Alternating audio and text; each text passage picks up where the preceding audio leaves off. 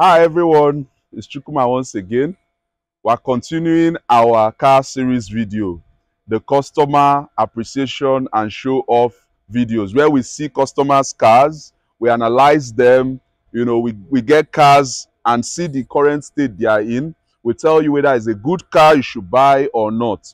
The cars we are going to be bringing to you are going to be our customers' cars and cars from our viewers.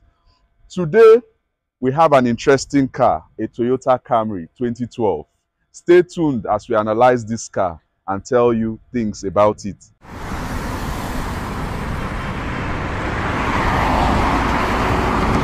This 2012 Toyota Camry is in pristine condition.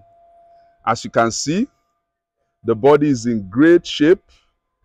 It was repainted some months ago, I think in May. So if you look at it, maybe about 5 months ago. This is the sports edition. As you can see, the different setup is different from the regular edition. This is usually the favorite edition among Camry lovers because it was tuned specially for sports. Suspensions are different and really nice to drive on the road. Handles really well as well. If you look at the body, you would see that apart from this little blemish here and there, which happened shortly after it was painted, is a pretty flawless exterior. We are going to analyze, we are going to look at the engine, talk about the transmission, show you pictures of the interior as well. Okay, so it's a 4-cylinder 2.5-liter engine, an ultra reliable engine. This engine was Toyota started putting them in Camry from the 2010 model year. It corrected the problems associated with the previous model within the same generation. The 2.4-liter, the one that you'd still find in other cars. This particular one had some of the problems with that one corrected. Problems associated with oil burn, and problems with the pistons. Toyota tried to resolve these problems with this model. And Toyota went ahead to use this particular engine from 2010 up to the end of this generation, which was 2017. Other than a few tweaks on the 2018 and above models, it's still this same engine you will find in them. Now, this engine was paired to a 6-speed automatic transmission, which you find down here. One of the annoyances I have with that transmission is that it provides no dipsticks. No dipstick to check the oil level. You can't check the oil level. You can't see any detail about the oil. It's just drain and refill that you get from it, which I think is not good enough because you can't monitor things really. Most of these manufacturers do that and then they'll tell you that, oh, the oil has been sealed for the lifetime of the vehicle. I don't think it makes any sense. But then in Nigeria, most users of these cars don't even care about the transmission oil. They just use it until problems develop and then they start to look for solutions. If you maintain this engine, change the oil as at when due, it should be able to serve you for a very long time. I have customers that have been using this particular car and engine for a very long time. This car was bought in 2010. It's in its 3rd year, over 3 years now, and it's still in this pristine shape because we've been handling things, ensuring regular oil changes, premium oil filter, and it's still in top shape. So in May, when the car came in, we handled painting, we handled the service, and then a few other problems here and there. But up till now, from that period, the car, nothing major has been done on it. Even his oil change hasn't been done. So let's look at the interior of this car. Before now, people would say, oh, Toyota doesn't make good interiors. Things quickly changed from 2012. As you can see, the good thing about this particular car is that it has mixed leather and cloth. You know, the leather is mixed. You have leather here, you have cloth here. These little things you can see. The interior is in good shape. You can see the exterior, the back. You can see everything looks really nice. One other marked improvement with this generation is with the dash. The ones produced from 2007 to 2010, they had a problem with the dashboard because the material used wasn't a quality material. Most of our customers with that generation will resewn the leather at this dashboard place. We've put in leather instead of the soft material they used, which sun affects. We've put leather so it looks like this. But this one came from the factory like this, and you can see how well it's holding up. The windshield is cracked, which will need replacement at a later time. The interior is pretty good. Okay, let's see what this car is like. We'll start it up and analyze a few things. Starts right up. Turn on the AC. AC is on now. Trying to see why it's not yet bringing out. Okay, it's taking its time. Setting everything. Okay, the AC is on and it's cold. It's cold. It's cold. Maybe slower than I had anticipated, but it's getting cold gradually. So on the dashboard, we can see blinking the tire pressure monitoring sensor, as well as the seatbelt sign. Could be because I don't have the seatbelt on, of course, and then the airbag sign. So we're going to connect the scan tool and quickly analyze, see what shape the car is in. So we connect that.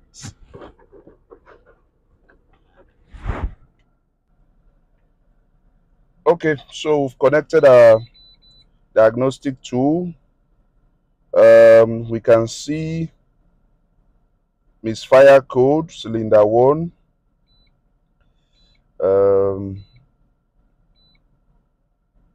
Cylinder 1 pending, and it's on pending, and it's on stored. Okay, that means there may be a slight problem with cylinder 1. With this car, and with what I know, it's probably has to do with the plugs, the spark plugs of the car. The injectors might also need some servicing. But other than that, we can see. All right, so we're going to see why the TPMS error is there. We'll come back to our scan tool. We'll come to system status. We'll check 2012 Camry.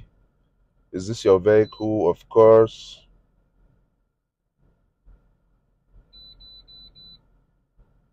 And then we can see that the transmitter ID 3 not received. So that means the right rear. Transmitter ID 3 not received. That means the right rear. And okay, so that's just it. One is current and then one is history. So changing out the tire pressure monitoring sensor of the right rear, would take that light off. That notwithstanding, we'll still try to erase it from here in case it may have been triggered, and then we see whether it comes back or not. Erase has been successful. Okay, so for now, no DTCs are presently stored in the vehicle's computer. And we can see on the dashboard, it returned again. So that means for us to clear it and for it to come back immediately, it means that that tire pressure monitoring sensor has to be changed. It must be changed. You see it's cleared, and then when you press, okay, so what's going to happen is that he's going to drive around as we've cleared it. If the fault comes back, he would have to change the sensor. Okay, it's even showing here. You can see trying to confirm the tire pressures, but it's confirming just one. So the best thing would just be to drive around and see whether that light comes back again. If it doesn't come back again, problem solved. If it comes back again, he would need to look at the right rear. So overall, we've driven this car for quite some kilometers, and other than a few things I noticed with the suspension, the linkages, the tires, and a few other things. Other than those few things and a brake pad change, the car seems to be in top shape. It's in really good shape. Let's do a global scan, look at it holistically. We'll see whether there are any other problems other than these ones that we've seen so far. So it's still the cylinder 1 misfire. I can't clear that right now because the engine is running. You don't clear codes when the engine is running. It can affect or create issues with the car's computers. So you can only clear things that are not related to the engine. Let's look at what the live data of this car is like. Some pointers we use when we're fixing complicated problems. I'm interested in the short-term and long-term fuel trims. 0.8 currently for bank 1, and the long-term for bank 1 is 13.3. Let's go to oxygen sensors are reading properly. Yeah, the short-term fuel trim for bank 1 sensor 2 is almost perfect, 99.2. So this car is running very efficiently currently. This is a good pointer to the state of the ignition and emission system of this vehicle. The car is in top shape. If you get a good 2012 Camry, pretty much any Camry. Okay, the light is back. So that sensor has to be replaced. It's back again. So the car is in top shape. It's a good car in my opinion. It's a car I've handled. We've handled it for 3 years now, and little or no problems. It's well taken care of, well maintained. And if you're looking to buy one of these, of course you can. Prices of cars have risen, so this one has also gone up. It's not the same price he bought it now. He can actually sell it for a lot more than he bought it currently. So you should keep that in mind. Great resale value. That's why people go for these Camrys. So thank you for watching. Kindly like our videos, subscribe, leave a comment, share our videos. Until our next video, thank you.